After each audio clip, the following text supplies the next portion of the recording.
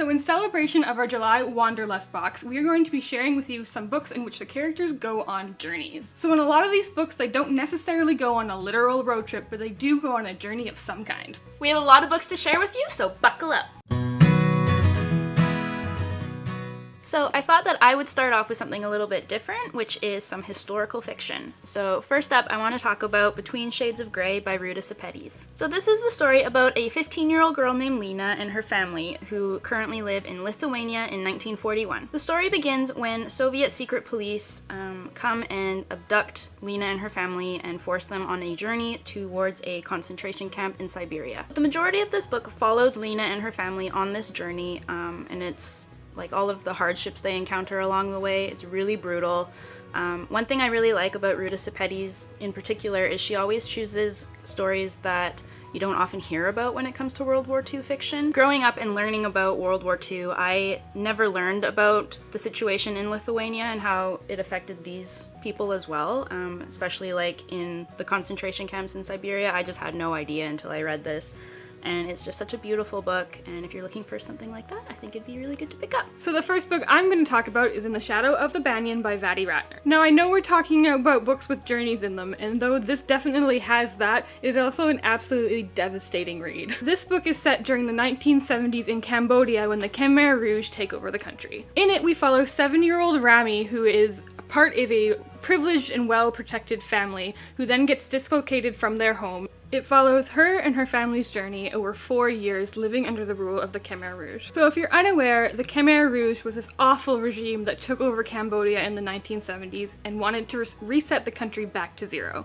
So essentially they killed anybody who was educated in any way or even just wore glasses so they looked smart. So basically they completely destroyed the country only 40 years ago. It was an absolutely devastating time in Cambodian history, but this book really explores kind of the power of childhood and innocence and imagination and persevering. So this book is written by Vaddey Ratner, who is a Cambodian woman who fled Cambodia in 1981 and moved to the United States. And again, although heartbreaking, this is an excellent read, and I think more people need to learn about this time in Cambodian history, so I definitely think you should pick this up. The first book on my list is James and the Giant Peach by Roald Dahl. This book is crazy and funny and just an absolute must-read for everybody in the whole world, I think. The story starts with poor James, whose parents have tragically been eaten by rhinoceroses. He's been sent to live with his 2 absolutely awful aunts, Spiker and Sponge. After a very unusual chance encounter with a strange little man in his backyard, James is given a bag of magic crystals. James is supposed to use these crystals to change his life and turn it around for the better, but after an unfortunate accident, something happens and they are absorbed by the peach tree in his backyard, and suddenly it starts growing to an unprecedented size. What happens next is probably Roald Dahl's weirdest story that I have ever read, and it's also one of my very favorites. James crawls inside this gigantic peach where he meets an enormous centipede and a ladybug and an earthworm and a bunch of other huge talking bugs. So this giant peach detaches itself from the peach tree and rolls down the hill, taking James and all of his new bug friends with him. It takes them into the sky and into the sea and into the city, and then they just go on this epic, hilarious adventure. I won't tell you anything more because it's too difficult to explain in such a short period of time, but it's so funny. The centipede is the sassiest, rudest character I've ever read. It's full of songs and rhymes and pictures by Quentin Blake. It's just the perfect, funny summer read. Next, I have The Statistical Probability of Love at First Sight by Jennifer E. Smith. In this book, we follow Hadley, who is essentially having the worst day of her life, and when she's missed her flight from JFK to London, and while waiting in the airport for another flight, she runs into British cutie Oliver, and they hit it off. They spend the entire flight bonding, but on the other side, they quickly lose track of each other, and they're sure they're never going to see each other again. This book takes place all in a 24-hour period, and it's just an adorable little contemporary book that also explores deeper family issues for both Oliver and Hadley. If you want a really quick and cute travel book, this is definitely one you're going to want to pick up, as it's just over 200 pages and absolutely adorable. Next up, I'm going to talk about a total classic when it comes to road trip novels, and that is Amy and Roger's Epic Detour by Morgan Matson. So when we started off in this story, Amy is kind of reeling from her father's recent death, and her mom decides that they need a fresh start, so she wants to move to the East Coast. Her mom asks Amy to be the one responsible for moving the car to their new house, but Amy is not comfortable driving after her father's death,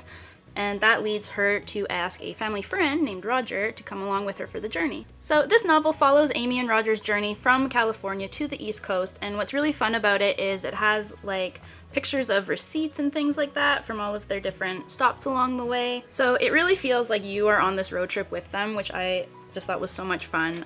There's also like music playlists as to what they listen to in the car.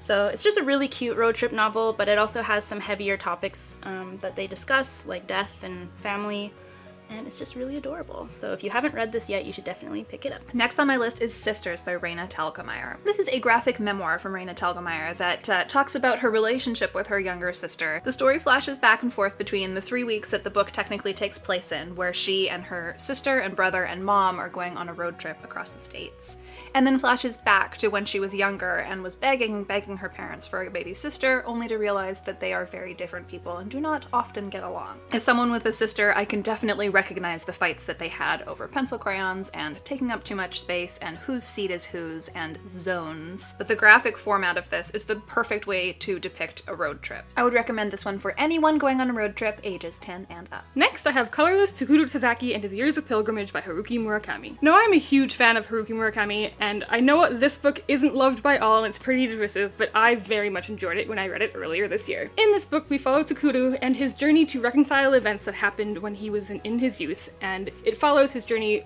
not only mentally and dealing with things that happened in his past, but physically he travels all around Japan, and we even see him go to Finland. It's a really interesting exploration on friendship and family and having a found family essentially, and what it's like to then lose that as an adult. Now, Haruki Murakami definitely has some weird writing, so I don't think this is the place to start with him, but if you're into that kind of strange magical realism, then I definitely would recommend you pick this one up. So another road trip novel that I really enjoyed was Mosquitoland by David Arnold. This story follows our main character Mim as she is forced to move to Mississippi with her dad and her new stepmom, but as soon as they get there, she soon realizes that her actual biological mom is sick in Cleveland, and so she decides to hop on a Greyhound bus and go back to her. The novel follows Mim along this 1,000-mile journey and all of the different people she meets along the way, but it's definitely more of a hard-hitting road trip novel as opposed to a super fun time. But I just really enjoyed it. So if you're looking for a road trip novel that has a bit more substance than something like Amy and Roger's epic Detour, then maybe you should try this one. Next, I have Walk on Earth a Stranger by Ray Carson. So this is a historical fiction novel set during the gold rush in the United States that also has a kind of a magical twist to it. In it, we follow Lee, who is a girl from a small town who can also sense gold in the ground beneath her feet. Now, this ability, while quite handy, is also very dangerous, because if anybody finds out what she can do, her life will definitely be in danger. After a tragic event, Lee's life is turned upside down and she ends up fleeing her small town and joins a caravan that's heading to California in search of gold and safety. We spend most of the book exploring Lee's life on this caravan heading across the United States, and it's very interesting, it's very fast-paced, and it's a really honest look at what it would be like to be a woman in this time. If you like historical fiction with a twist, this is definitely one you're going to want to check out. My final book pick is Hitching Rides with Buddha by Will Ferguson. This book was the reason that I went to Japan. This is one of several of Will Ferguson's travel memoirs, and this one tells the tale of how he hitchhiked from the northern tip of Japan all the way 1,800 miles to the southern tip. He planned his trip around following the Sakura festival and the cherry blossoms that go all the way across the country. Ferguson writes about how when he was first planning this trip, everyone he was telling him about it was saying that it was too much of a culture shock, that no one would stop and pick him up when he tried to hitchhike. What happens though is this beautiful human story that tells about how you don't necessarily need to be always speaking the same language as somebody. There's so much communication that goes beyond words. This book has so much heart, and it's just funny and very sad sometimes, and like I said, it will make you want to go to Japan, so I warn you about that now. This is the perfect travel book, in my opinion, for anyone 13 and up. And I also want to mention another awesome book by Ruta Sepetys, which is Salt to the Sea. This is another World War II novel that's told from 4 different perspectives. We have Joanna, who is a young Lithuanian nurse, Florian, who is a Prussian apprentice and thief. We also have Amelia, who is a very young pregnant girl from Poland, and then we have Alfred, who is a German soldier, and he fully supports Adolf Hitler's views. Joanna, Florian, and Amelia are all refugees who are currently running from the Soviet soldiers in hopes of gaining passage on the ship called the Wilhelm Gustloff,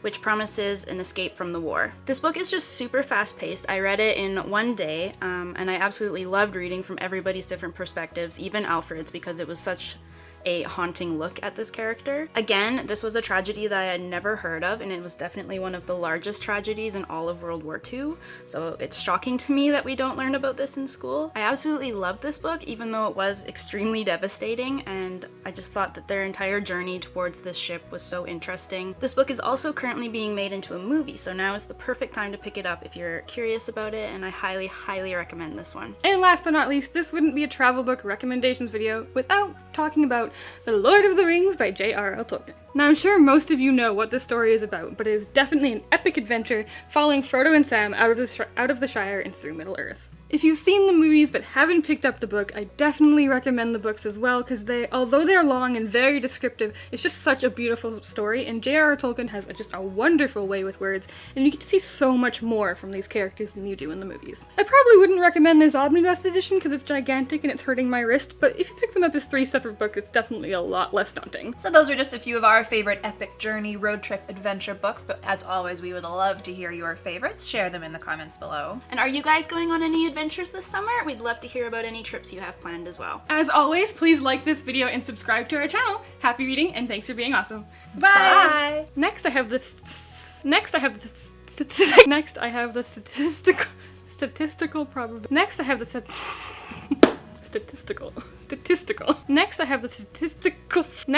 statistical probability of love at first sight by Jennifer E. Smith. Close enough.